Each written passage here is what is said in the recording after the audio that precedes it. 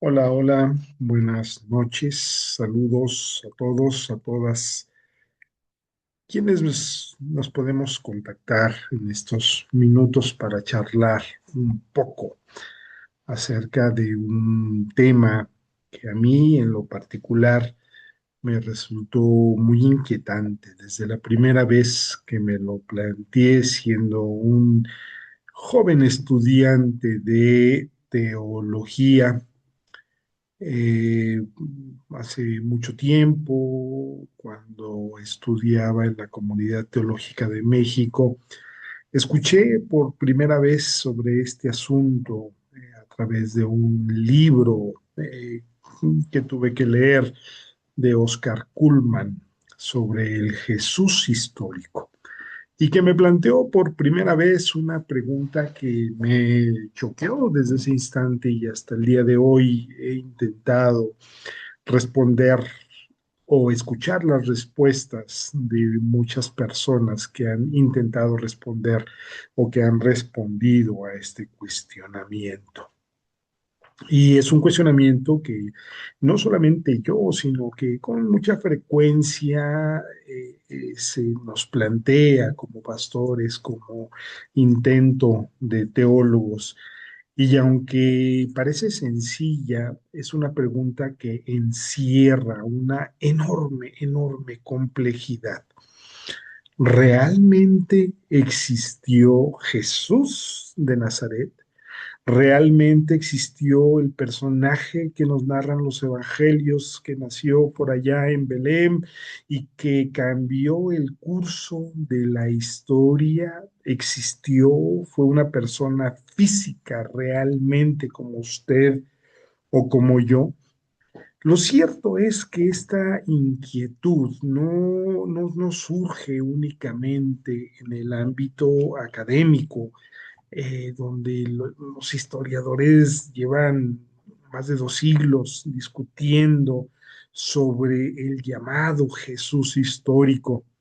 Es un cuestionamiento que también surge en los espacios eclesiales, en las conversaciones con los amigos, en las clases de escuela sabática, de escuela dominical, y también en la mente de muchos creyentes que escuchan hablar de este tema y que sienten cierto desconcierto, cierta inquietud.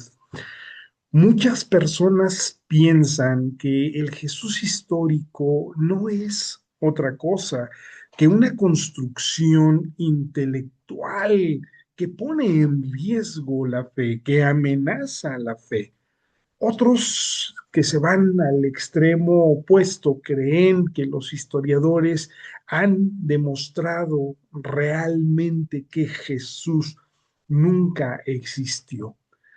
Yo creo que ninguna de estas dos posturas es correcta. Y para que podamos probarlo, para que podamos comprobarlo, necesitamos hacer una pausa, respirar profundo y plantear el problema con claridad.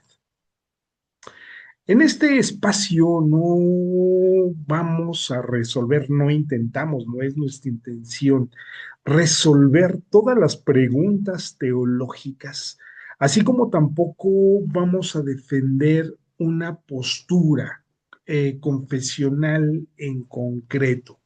Lo que vamos a hacer, o por lo menos vamos a intentar hacer, es algo mucho más humilde, mucho más sencillo y mucho más honesto. Vamos a preguntarnos qué puede decir la historia con todos sus métodos, sus formas, pero también con sus limitaciones, sobre la existencia de un hombre llamado Jesús que vivió en Galilea por allá en el siglo primero de nuestra era. Y es importante entender que vamos a distinguir, hacer una distinción entre aquello que podemos afirmar con fundamento y aquello que pertenece al ámbito de la convicción personal.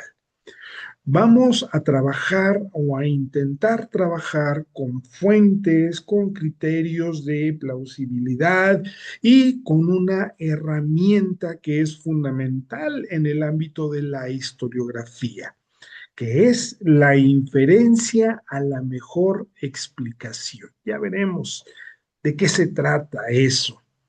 Si al final de este pequeño video logramos tener claro que la existencia histórica de Jesús es una conclusión razonable, bien fundamentada y compartida por la inmensa mayoría de los especialistas, entonces creo que habremos cumplido nuestro objetivo. Ahora eh, que entendamos por qué esta pregunta de que si realmente existió Jesús, ahora que entendemos esta pregunta de que si realmente existió Jesús, el primer paso para abordarla es aclarar una confusión muy común en todo este asunto. Y lo primero que tenemos que hacer entonces es desmontar esa confusión. Cuando los historiadores hablan acerca del Jesús histórico, no están hablando del Cristo de la fe, no están preguntándose si Jesús es el Hijo de Dios, si Jesús resucitó de entre los muertos, si Jesús convirtió el agua en vino, si Jesús resucitó a otros muertos y le devolvió la vista a los ciegos. No está hablando de eso. El Jesús histórico es un intento de reconstrucción, es la pregunta por lo que podemos saber, utilizando herramientas exclusivamente históricas, sobre un carpintero judío del siglo primero que se dedicó a predicar, que reunió discípulos y que terminó ejecutado por el Imperio Romano. El historiador, en cuanto historiador, no trabaja con dogmas de fe. El historiador trabaja con fuentes, trabaja con contexto arqueológico, trabaja con comparación de tradiciones y con criterios de probabilidad. No puede demostrar milagros porque los milagros, por definición, escapan a las leyes regulares de la naturaleza que la historia supone como marco, pero sí puede demostrar hechos ordinarios: nacimiento, vida, muerte e influencia. Por eso, nuestro punto de partida, la pregunta de nuestro punto de partida no es Jesús, es el Hijo de Dios, porque esa es una pregunta que corresponde responder al ámbito de la teología legítima, pero es una pregunta distinta. La pregunta histórica, la pregunta que tiene que ver con esa historicidad, esa historiografía es: ¿qué podemos afirmar desde una perspectiva razonable sobre la existencia y la actividad de este hombre que se hizo o que se hacía llamar Jesús? Y para responderla necesitamos entonces cambiarnos un poquito el chip. Necesitamos hacer un cambio de perspectiva. Necesitamos conocer la causa por sus efectos. Y esa va a ser nuestra clave metodológica en esta charla. Con la diferencia entre historia y fe más o menos clara, necesitamos entender cómo funciona la investigación histórica cuando no tenemos pruebas directas. En historia, muy rara vez tenemos un acceso directo a los hechos. Recuerdo a mi profesor de historia en la escuela secundaria que decía que la historia es tan distinta como voces que la narran y tan distorsionada como distancia hay entre el hecho y el historiador. Un historiador del mundo antiguo, de la época de la cual estamos hablando, no puede entrevistar a testigos, no puede como nosotros hacemos ahora, tomar nuestros teléfonos, nuestras cámaras y filmar los acontecimientos, no puede hacer experimentos, lo que tiene son huellas, lo que tiene son pistas, lo que tiene son textos escritos, a veces décadas después, tiene inscripciones, tiene restos arqueológicos, tiene menciones las más de las veces indirectas. Y ninguna de esas huellas es perfecta, pero cuando las juntamos, todas ellas, podemos formar o se puede formar un patrón. Imagínense que, sí, imaginemos que no vemos nosotros el petróleo que se ha derramado en el océano, pero podemos observar sus efectos. Podemos ver aves muertas en la costa, podemos ver manchas negras en la arena, podemos percibir un olor intenso, hay restricciones de pesca. Y aunque nosotros no hayamos visto nunca esa fuente de contaminación, esa fuente de petróleo en el mar, podemos inferir que hubo un vertido. Esa inferencia es razonable porque explica mejor los efectos que cualesquiera otra hipótesis. Y algo parecido sucede aquí con Jesús. Nosotros no tenemos ninguna fotografía suya, ni el manto de Turín, ni ocurrencias de esas que surgen después, ni una carta autógrafa, ni una inscripción contemporánea que diga Jesús, hijo de José el carpintero. No, no, no tenemos absolutamente nada de eso. Pero lo que sí tenemos es algo muy diferente, pero a la vez muy potente, porque lo que tenemos nosotros es el impacto que generó la existencia de este carpintero en aquellos lugares y tiempos de la historia. Tenemos comunidades que surgieron en su nombre, tenemos tradiciones que surgieron, que circularon oralmente, tenemos textos que lo mencionan y tenemos también un movimiento que transformó el mundo antiguo y que sigue siendo influenciado ese mundo hasta el día de hoy en muchas formas y en muchas maneras. La pregunta entonces cambia. No preguntamos, tenemos pruebas directas de que Jesús existió. Preguntamos entonces, ¿qué impacto dejó Jesús en la historia? O preguntamos, ¿el impacto que dejó Jesús permite inferir su existencia? Y para responder, los historiadores utilizan un principio llamado inferencia a la mejor explicación. ¿Qué es eso? De entre todas las hipótesis posibles sobre el origen del cristianismo, la más sólida es aquella que explica de manera más coherente el conjunto de evidencias. Vamos a hacer un recorrido por algunas de estas evidencias que tenemos, que el camino nos ha dejado, esa mancha de aceite, esa baja en la pesca, esos animales contaminados. Vamos a ver esas inferencias, esas pistas, esas huellas que nos deja ese derramamiento de aceite en el océano. Y vamos a dividirlo por bloques. El primer bloque que me gustaría que tratáramos en este momento son las cartas de un changuito llamado Pablo, nacido en un lugar llamado Tarso.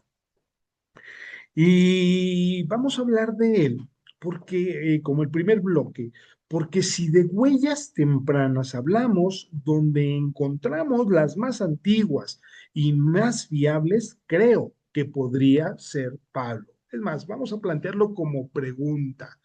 ¿Dónde encontramos las huellas más antiguas y más fiables? La respuesta nos va a llevar a uno de los documentos más cruciales del cristianismo primitivo. Si nosotros queremos hablar de esas huellas tempranas, entonces tenemos necesariamente que empezar aquí. Las cartas de Pablo de Tarso son los documentos más antiguos del cristianismo. La primera carta a los tesalonicenses, por ejemplo, suele fecharse alrededor del año 50, 51 de nuestra era, apenas 20 años después de la crucifixión de Jesús. La primera carta a los Corintios, quizá alrededor del año 55, la carta a los Gálatas, quizá a finales de los años 50, dependiendo a quién le preguntemos, de la gente que se ha dedicado a estudiar esto. Entender esto es clave porque estamos, repito, hablando de apenas 20 o 30 años después de la muerte de Jesús. Vamos a pensar que son 20 años y vamos a ponerlo en perspectiva. Si hoy muriera un personaje público, dentro de 20 años habría aún muchas personas que lo conocieron personalmente. En el contexto de nuestro México lindo y querido, hace cuántos años, 30 años que fue ejecutado un candidato presidencial llamado Luis Donaldo Colosio, y 30 años o 30 y tantos años después nosotros seguimos recordándolo, seguimos siendo testigos de la existencia. ¿Por qué? Quizá no lo conocimos personalmente, pero sí lo vimos en la televisión, haciendo campaña, haciendo política, todo lo que el Señor se dedicaba a hacer. 20 años no es tiempo suficiente para poder construir un mito sin una sólida base histórica. ¿Por qué? Porque entonces saldrían a relucir las voces de los testigos que sin duda alguna harían todo lo posible por desmentirlo, y lo vemos con algunos de los primeros herejes del siglo primero y siglo segundo. De inmediato, los testigos más inmediatos salen y desmienten la distorsión de un acontecimiento o de una idea. Pablo no escribe sus cartas desde un mito lejano. Pablo no describe un mito lejano. Pablo habla de un personaje reciente, con seguidores que están vivos y con conflictos muy concretos y que están en la memoria colectiva. Y esa memoria está activa y aún hay algo mucho más fuerte que esto. Cuando nosotros vamos a la primera carta a los Corintios, en el capítulo 15, Pablo escribe lo siguiente: porque os he transmitido en primer lugar lo que yo mismo recibí, que Cristo murió por nuestros pecados, según las Escrituras, que fue sepultado y que resucitó al tercer día, según las Escrituras, y que apareció a Cefas y luego a los 12.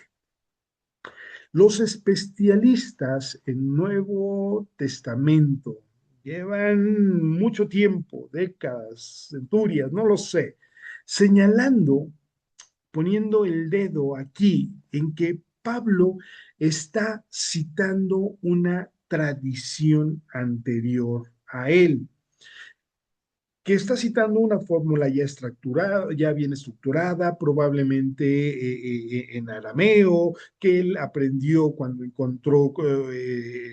se encontró con la comunidad cristiana de Jerusalén, etcétera, etcétera. Pero eso significa que ya existía una memoria teológicamente elaborada sobre Jesús, incluso antes de que Pablo se convirtiera por allá en el año 33 o 34. Es decir, Pablo ya toma una tradición, hereda una tradición y él lo único que hace es expandirla. Si sumamos las fechas, tenemos entonces una tradición que se remonta apenas a 2 o 3 años después del tiempo en el que habría sido la crucifixión. Por lo tanto, esto hace extremadamente difícil sostener que Jesús sea una invención tardía, Jesús como figura histórica. Las invenciones, los mitos, necesitan mucho tiempo para fraguarse y mucho tiempo más para poder consolidarse, para poder quedarse en la memoria como un acontecimiento vivido. Aquí no hubo tiempo suficiente, son pocos años y hay muchos testigos presenciales que habrían desmentido de inmediato cualquier otra posibilidad. Además, Pablo, cuando leemos todos sus documentos de Pablo, él repetidamente hace mención que se reunió con los discípulos originales de Jesús. Pablo argumenta que él se reunió con Pedro, con Santiago, que era el hermano menor de Jesús, y que se reunió también con Juan. En la carta que escribe a los Gálatas en el capítulo 1 y 2, Pablo defiende su evangelio diciendo que subió a Jerusalén para consultar a los que eran apóstoles antes que él. Si Jesús no hubiese existido, entonces, ¿con quién se reuniría Pablo? Los personajes todos serían personajes inventados y habría sido el ridículo más grande que Pablo pudiera haber hecho. Pasamos al segundo bloque y en este segundo bloque me gustaría hablar del movimiento, el movimiento del cristianismo como una huella histórica. Si bien las cartas de Pablo nos dan una idea de el impacto inmediato, hay una forma aún más fuerte, aún más contundente de medir el legado de Jesús. Es la transformación radical que desencadenó. Y aquí entramos a una intuición sumamente importante. Muchas veces el dato más fuerte no es el de un personaje aislado, sino lo que ese personaje deja a su paso. En muy, muy poco tiempo y apenas unas pocas décadas después de la muerte de Jesús, surgieron muchas comunidades judías en Jerusalén, porque los primeros cristianos fueron judíos, no nos olvidemos de eso. Y surgieron muchas comunidades en Jerusalén, en Antioquía, en Damasco, en Roma, que reorganizaron por completo su vida en torno a la figura y predicación, a la exposición de la idea del reino de Dios que Jesús predicaba. Reinterpretaron las escrituras, algo que en el Antiguo Testamento tardó mucho tiempo hacer porque tuvo que pasar por el exilio para la primera reinterpretación de las escrituras. En unas pocas décadas reinterpretaron las escrituras, ya no a la luz del exilio, ahora a la luz de Jesús. Y crean nuevos rituales como el compartimiento del pan, ahora se llaman hermanos y hermanas, y asumen riesgos enormes, incluida la persecución y por lo tanto el riesgo en el que su vida y sus posiciones quedaban. Entonces, cuando hablamos de esto, no es poca cosa. Cuando una persona está dispuesta a perderlo todo, incluida su vida, es porque la huella que se va siguiendo es una huella objetivamente poderosa. Y aquí viene un punto clave dentro de este esquema. Recordemos que los grupos judíos eran monoteístas. Para un judío del siglo primero, la idea de que un hombre judío, no judío, la idea de que un hombre crucificado pudiera tener un estatus especial ante Dios era por lo menos escandalosa, herética y escandalosa.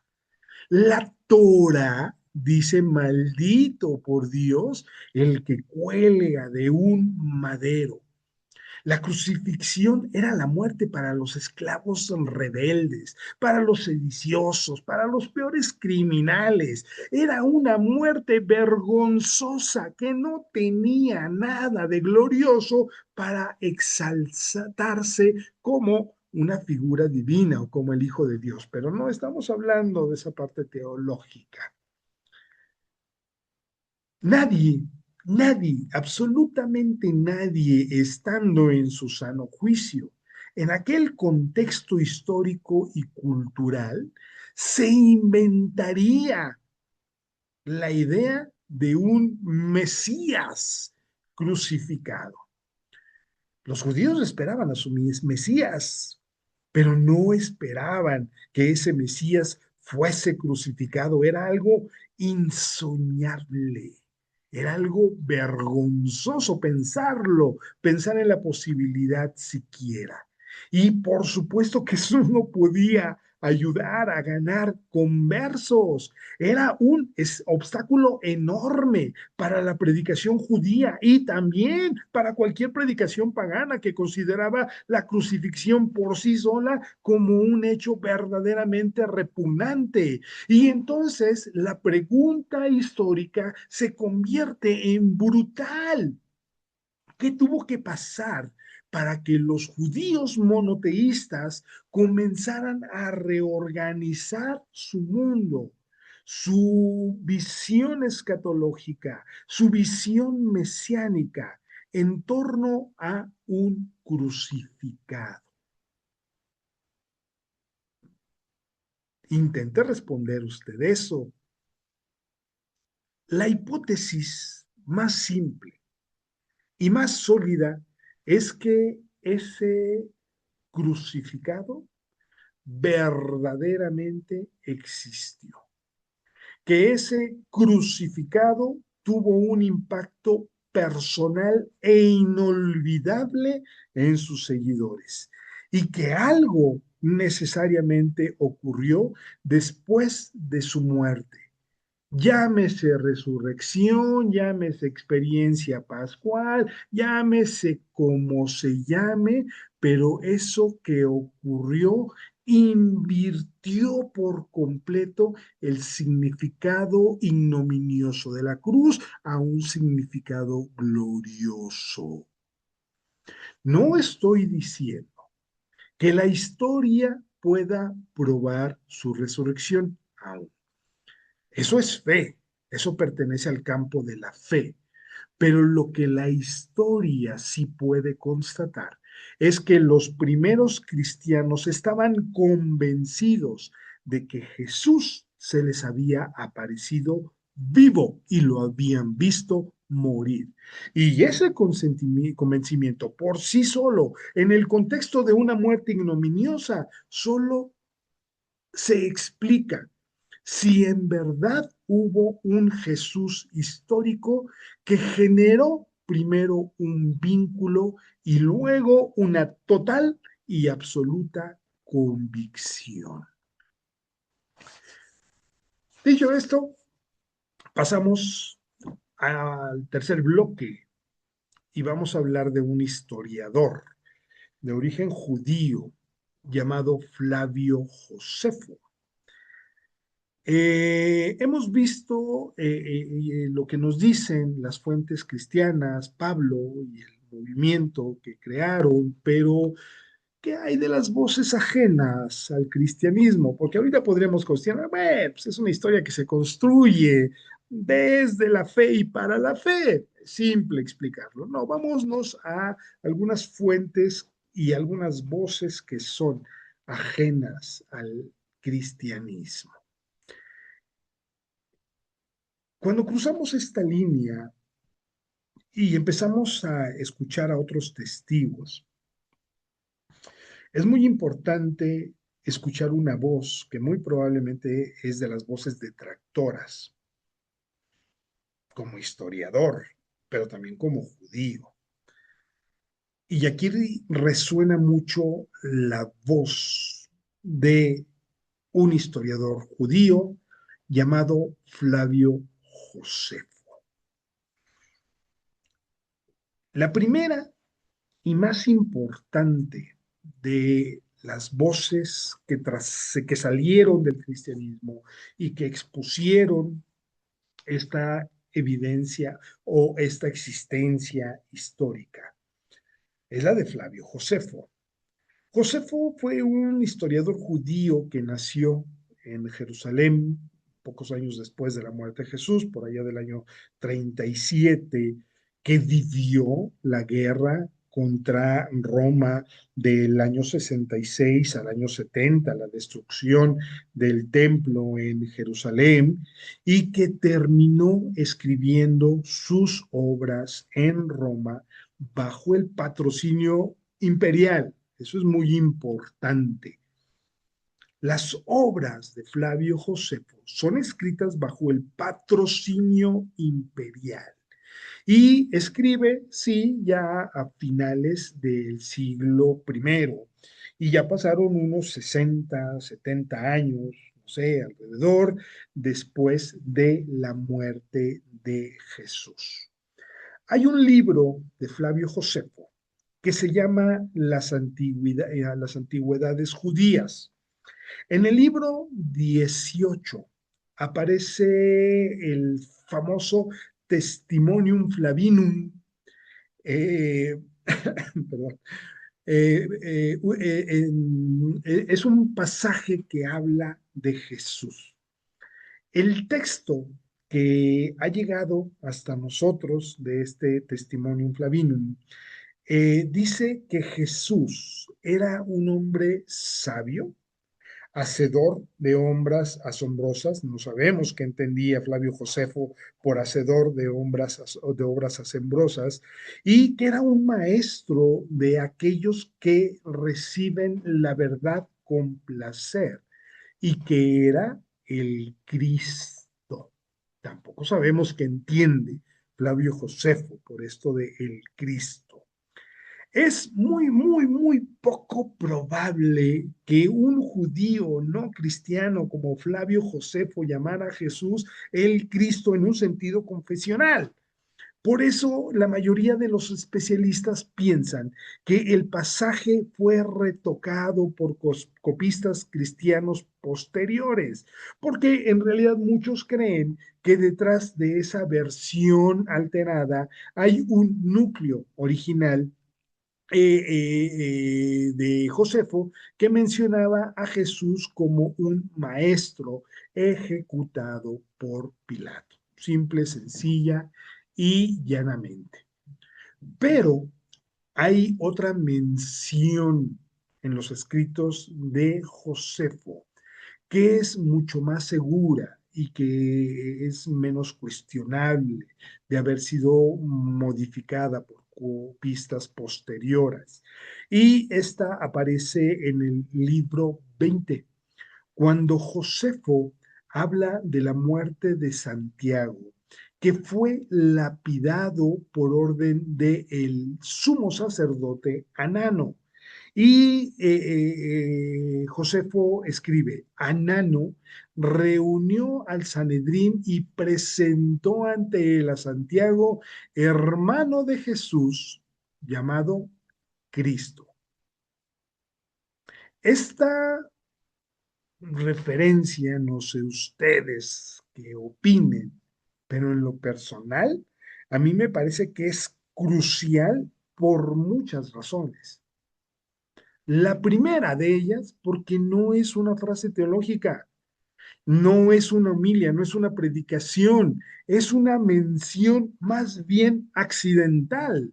Josefo está hablando de Santiago y para poder identificarlo, para poder, ¿quién es Santiago? Pues quién sabe, pero para poder identificarlo, para poder darle un marco de referencia, añade que era hermano de Jesús, a quienes algunos llamaban Cristo.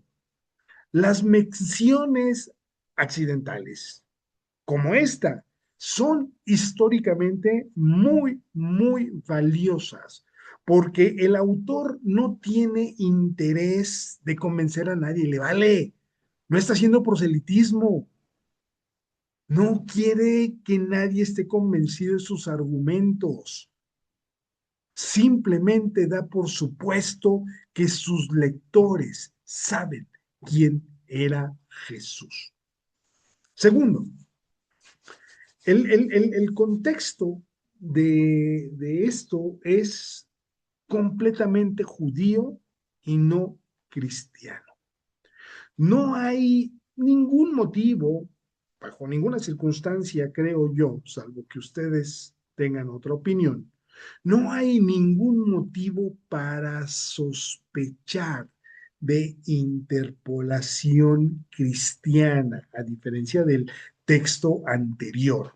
De hecho, los copistas cristianos no solían eliminar pasajes, al contrario, los añadían.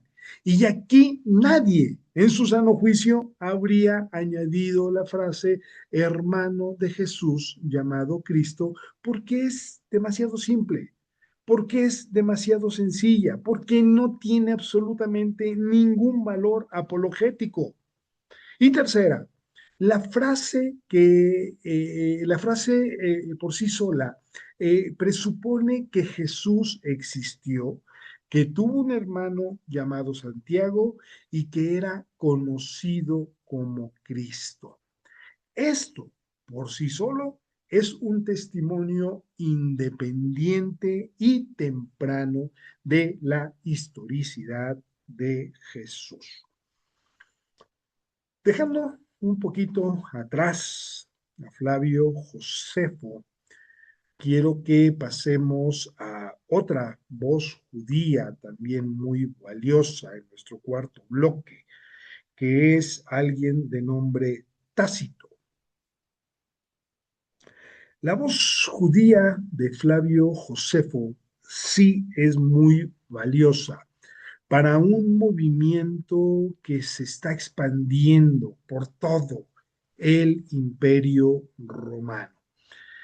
Pero también necesitamos ver una perspectiva propia de los romanos. O sea, si esa huella, esa mancha de aceite se está expandiendo en mi propio dominio, pues necesitamos escuchar la voz, en este caso, de la perspectiva romana. ¿Qué nos dice la élite intelectual de Roma sobre estos cristianos? Hace rato dije que Tácito era judío, no. Tácito no es judío, Tácito es romano, perdón. ¿Qué nos dice la voz intelectual, la voz histórica, la voz que deja huella de quienes somos en el ámbito del Imperio Romano sobre esos cristianos? Tácito es otro testigo de primera línea. Tácito es el gran historiador romano de principios del segundo siglo. En los Anales de Roma, en su libro 15, capítulo 44, Tácito describe cómo Nerón culpó a los cristianos del incendio de Roma en el año 64. Y cuando lo hace, escribe una frase que es excepcionalmente buena para nuestro propósito. Nerón les imputó el crimen y les infligió las penas más refinadas a aquellos que, aborrecidos por sus infamias, el pueblo llamaba cristiano. Este nombre deriva de Cristo, cristiano deriva de Cristo. Bajo el reinado de Tiberio, fue ejecutado por el procurador Poncio Pilato. Esto lo está citando literalmente Tácito.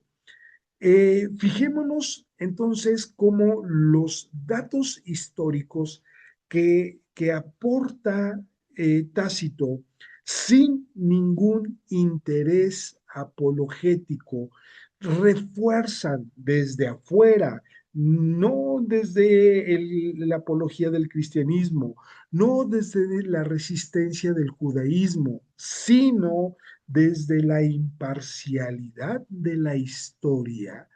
Observemos cómo Tácito aporta datos sin ningún interés apologético. Primero, el movimiento cristiano existe y es conocido en Roma. Segundo, su nombre deriva de alguien llamado Cristo. Tercero, ese Cristo fue ejecutado por Roma.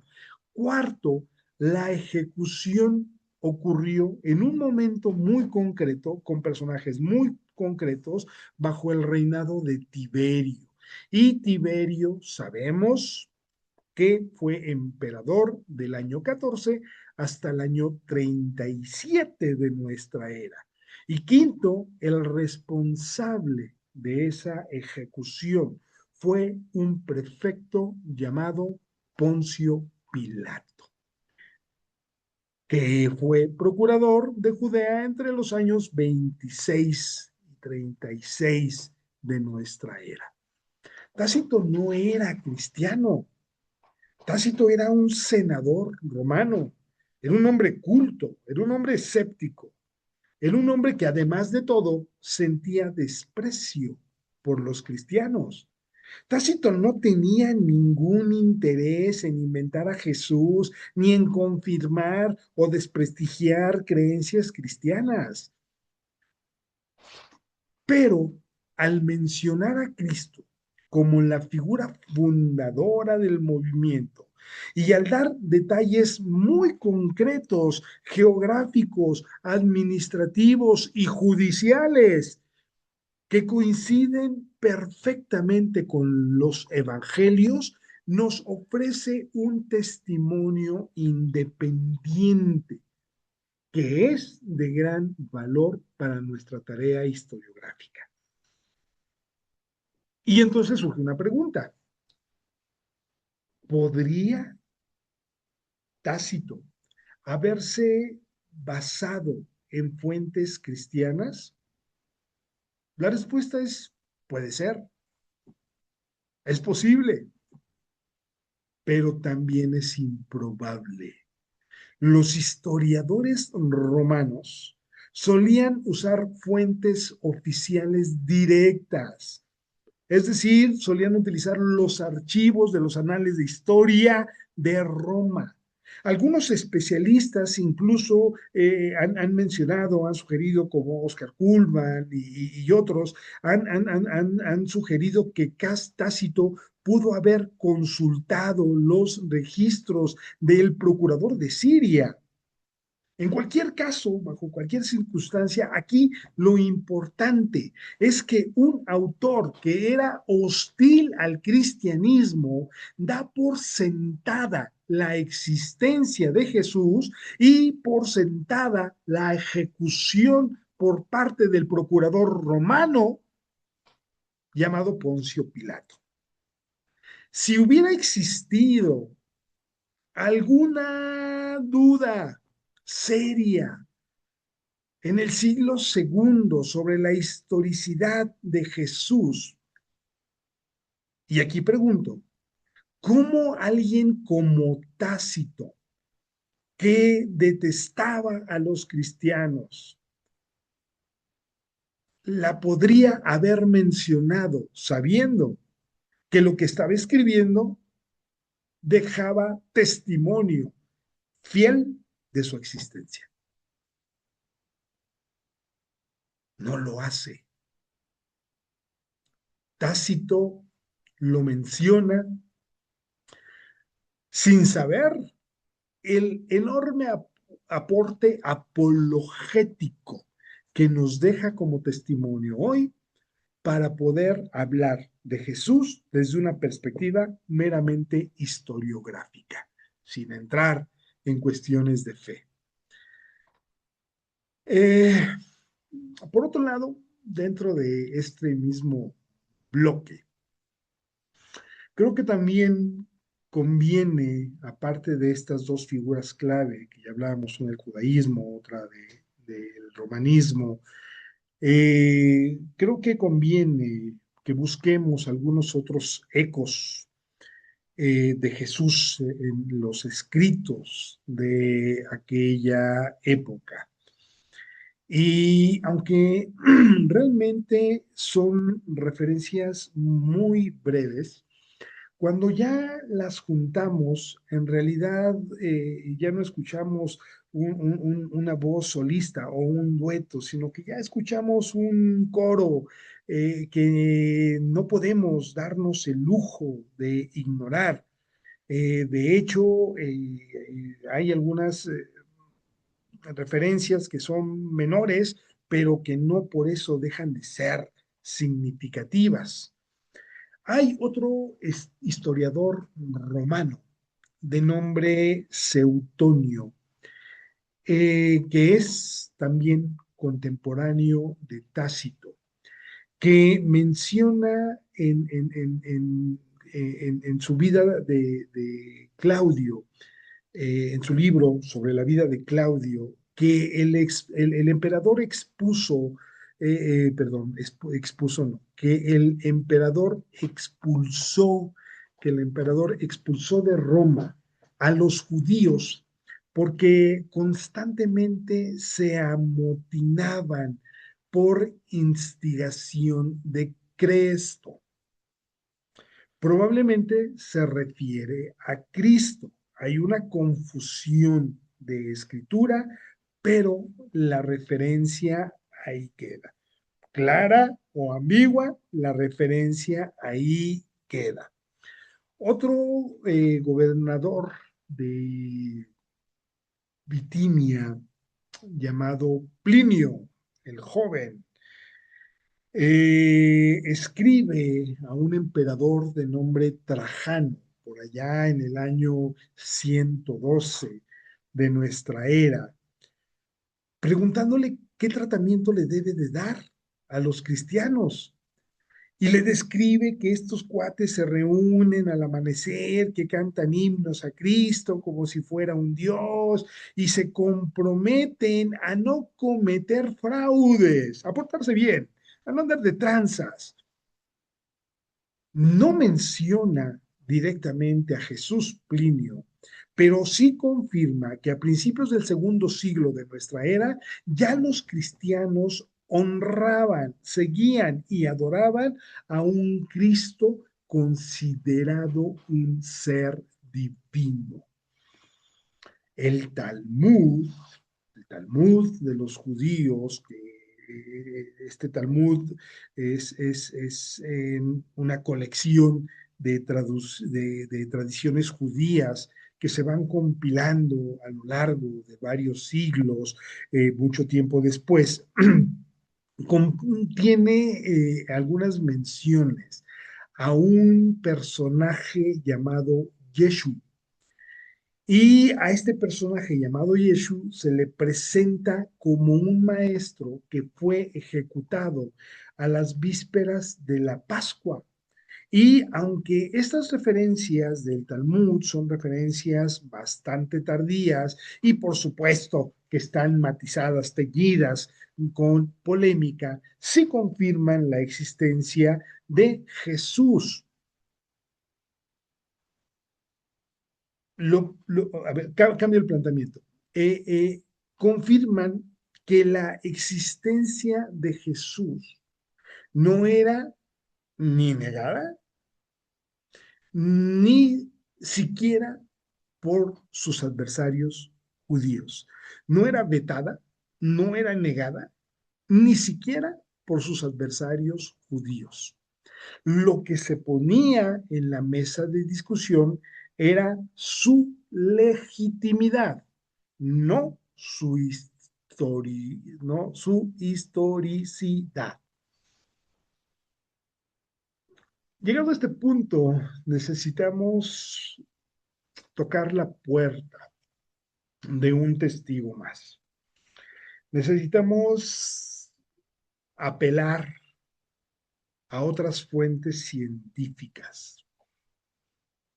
Y en una primera instancia me parece que la arqueología tiene mucho que decir al respecto.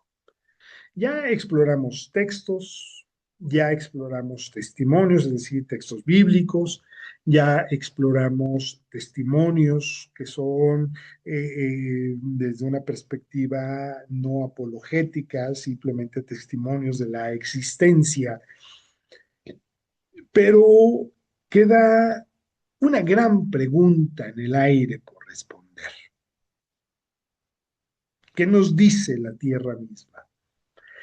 ¿Hay pruebas materiales que respalden esta historia?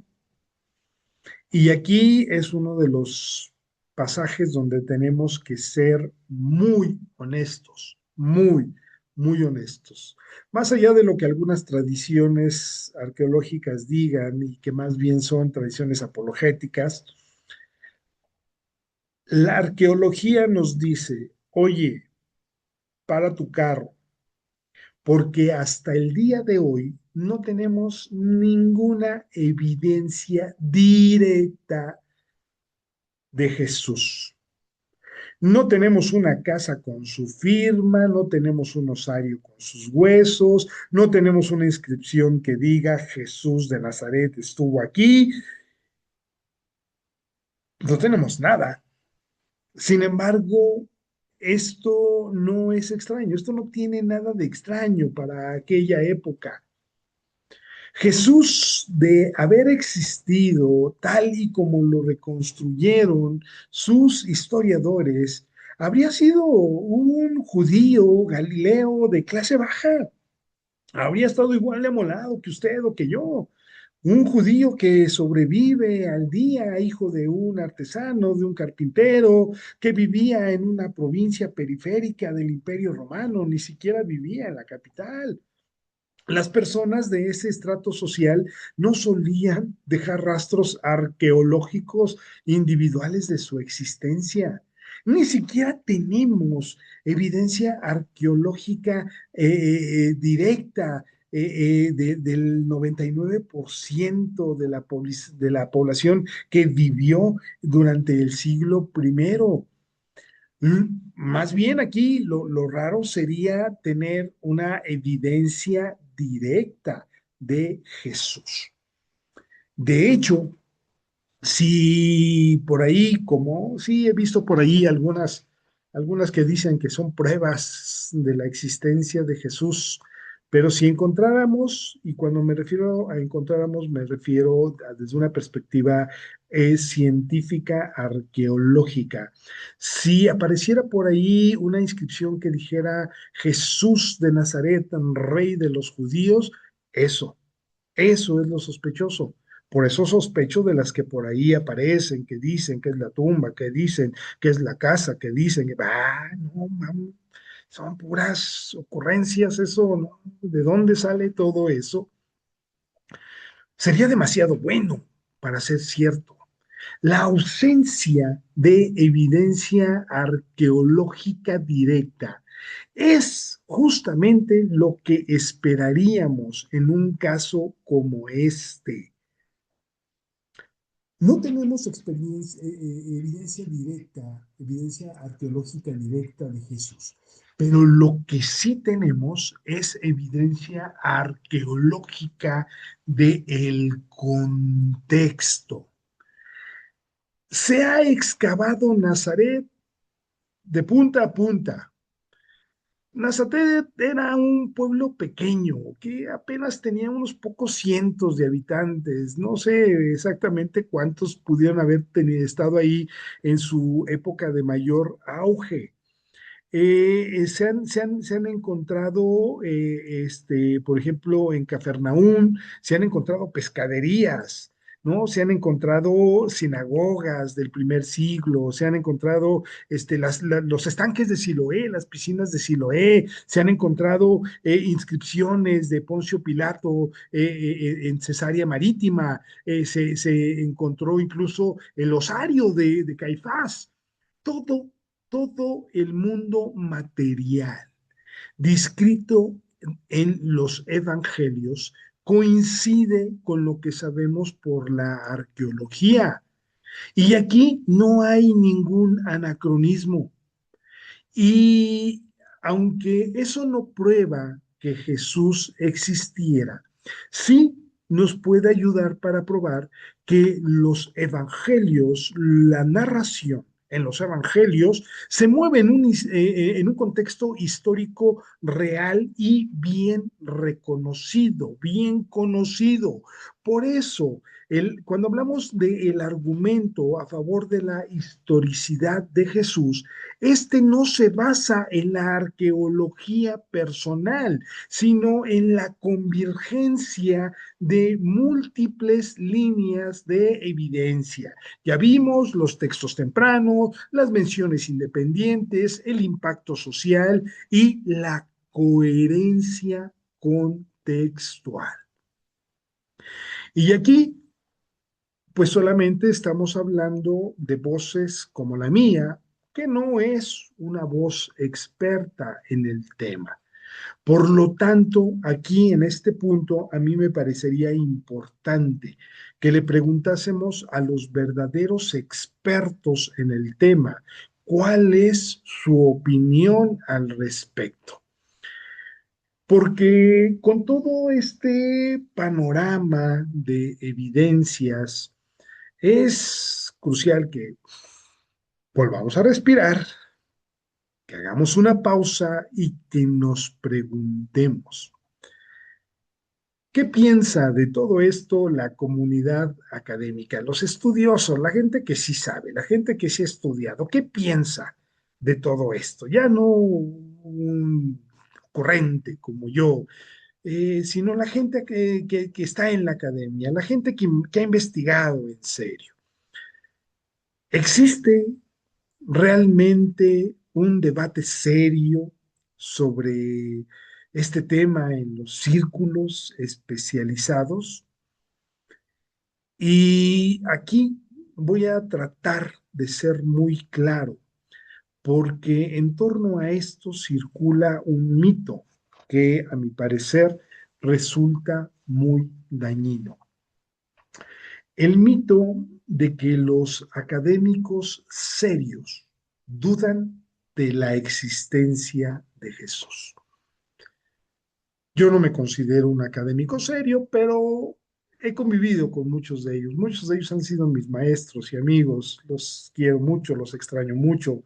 gente como el doctor Hofferkam, el doctor Stamm, el doctor Alfredo Tepos y muchos, muchos otros grandes estudiosos de estos temas que fueron mis amigos y maestros y que ellos sí tienen una voz dentro del mundo de la academia.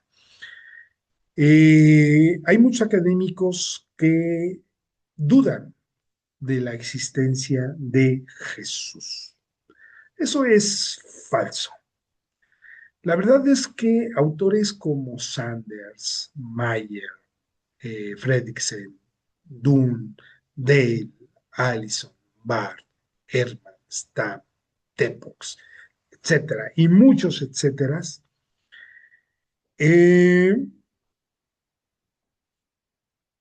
hacen o dan un diagnóstico muy distinto. Incluso Herman, que es un agnóstico declarado y un crítico radical de muchos aspectos del cristianismo tradicional. Todos ellos coinciden en un punto fundamental. Jesús, el Jesús histórico, y vuelvo a aclarar, no el Jesús de la fe, el Jesús histórico, el Jesús de carne y hueso, el Jesús con dos ojos, boca, nariz, manos, pensamiento, como usted y como yo, ese Jesús sí existió. Hasta Herman está de acuerdo con eso. Herman lo ha dicho repetidamente y lo ha cuestionado repetidamente y lo ha respondido repetidamente. Hay un libro que dice, que se llama así, ¿Existió Jesús? Y responde punto por punto a los argumentos que exponen quienes niegan su historicidad. Todos aquellos llamados misticistas y agnósticos y toda aquella gente que no cree absolutamente en nada y concluye que esa postura no tiene absolutamente ningún fundamento académico. Literalmente, Herman dice, es un punto de vista marginal sostenido por muy pocos especialistas del campo y que no consigue explicar las evidencias. Meyer, por ejemplo, tiene un libro monumental, un libro que vale la pena, muchos libros, dependiendo de la edición que consigamos, llamado Un judío marginal. Vale la pena, si no lo tienen, si no lo han leído, vale la pena leerlo. Porque Mayer dedica todo el primer volumen de esta obra de Un judío marginal a establecer todo aquello que se puede decir o todo aquello que se puede saber acerca de la historicidad de Jesús. Todo aquello que puede saberse históricamente de Jesús está planteado en este primer volumen de Un judío marginal. Y lo hace no como una ocurrencia inicial, lo hace después de haber analizado todas las fuentes y aplicar todos los criterios de autenticidad y al final él concluye que el núcleo histórico de Jesús es sólido. Por otro lado, Fredricksen, que es una mujer de origen judío, y que es escéptica de la divinidad de Jesús. Sostiene que la reconstrucción histórica de Jesús no solo es posible, sino, lo dice una judía escéptica, dice que es necesaria para poder entender el nacimiento del cristianismo. El cristianismo sin la figura de Jesús en la boca de Fredricksen no habría sido posible. Jesús es el punto de partida. El Jesús histórico es el punto de partida. Y entonces, lo que estos autores, que son verdaderos académicos al respecto, discuten, no es sobre si Jesús existió o no existió. La discusión de los expertos concluye que Jesús sí existió y que lo que más bien tenemos que hacer, o la discusión se mueve entre el cómo interpretarlo. Porque unos lo ven como un profeta apocalíptico, otros lo ven como un sabio, otros como un reformador social, como quiera que sea.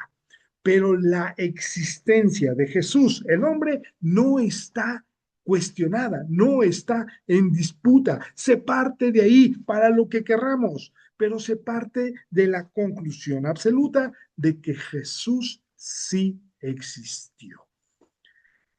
Es este el consenso más abrumador que hay en cualquier campo de la investigación histórica del mundo antiguo. Mis polainas sobre los chinos, mis polainas sobre los egipcios, mis polainas sobre los asirios. Este es el consenso más abrumador que hay en el campo de la investigación histórica del mundo antiguo. Jesús, el hombre, sí existió. Ahora, pasando ya a otro campo, a otra esquina de este cuadrilátero, vamos a reflexionar un poco acerca de qué puede y qué no puede decir la historia. Porque llegados a este punto, con la evidencia y el consenso académico que ya hemos puesto sobre la mesa, es fundamental que nosotros podamos trazar una línea y podamos cuestionar dónde termina el trabajo del historiador y dónde comienzan las otras formas del conocimiento. Aquí entramos, llegamos a un punto que es bastante delicado. La historia tiene límites. Y es importante que nosotros los reconozcamos para no caer en el fundamentalismo histórico. Es lo que estamos tratando de evitar, el irnos a esos extremos de sí o de no. No podemos caer en el fundamentalismo histórico. La historia puede afirmar con un grado muy alto de probabilidad, sí, que Jesús existió, puede afirmar que fue un judío galileo del siglo primero que predicó un mensaje centrado en el reino de Dios, que reunió a algunos discípulos, que entró en conflicto con las autoridades judías y romanas, que fue ejecutado por el gobierno de Poncio Pilato, etcétera, etcétera, etcétera. La historia también puede afirmar que después de su muerte, sus seguidores tuvieron experiencias que ellos interpretaron como apariciones de Jesús en una forma resucitada, del Jesús resucitado, y que al final del día son esas experiencias las que dan origen al cristianismo. Pero lo que la historia, y aquí sí quiero ser muy honesto, lo que la historia no puede demostrar es la divinidad de Jesús. Esto no es un hecho eh, históricamente verificable. La divinidad de Jesús no es un hecho históricamente verificable. La divinidad de Jesús es una afirmación teológica. La historia no puede demostrar que los milagros ocurrieron tal y como se narran en los evangelios, porque los milagros, por definición, escapan a las regularidades que la historia presupone. La historia no puede demostrar la resurrección de Jesús como un hecho objetivo, en el sentido científico de la palabra. Eso no necesariamente significa que estemos hablando de acontecimientos falsos, no. Significa que pertenecen a un orden de conocimiento distinto, al cual nosotros no estamos entrando en esta charla. Eso lo dejaremos para charlas posteriores, que también es maravilloso hablar de eso, pero no es lo que nos atañe en este momento. Porque la fe cristiana no se apoya en pruebas históricas irrefutables, porque si así fuera, la fe entonces dejaría de ser fe, se apoyaría en evidencia empírica. Hay un teólogo alemán por ahí de nombre Wolfgang Pannenberg, que decía que la resurrección es un hecho histórico en el sentido de que ocurrió en el espacio y el tiempo, pero incluso él reconocía que para aceptarla como tal se necesita un salto de interpretación que va más allá de lo que la historia puede probar. Entonces, la relación entre la historia y la fe no es una relación de contraposición, no es una relación de estar en contra, no es una relación de oposición, más bien es una relación de complementariedad. Porque mientras que la historia nos dice que no creemos en un mito, eh, perdón, nos dice que detrás del movimiento cristiano hay un hombre real, hay un hombre con nombre y con historia, hay un contexto real, hay una vida real y hay una muerte real. Y la fe entra en el plano del complemento y nos dice que ese hombre es también algo más, mucho más, pero aunque no tiene una base histórica, la fe corre el riesgo de despegarse de la realidad y de convertirse en una simple idea platónica. No voy a ahondar más en esto.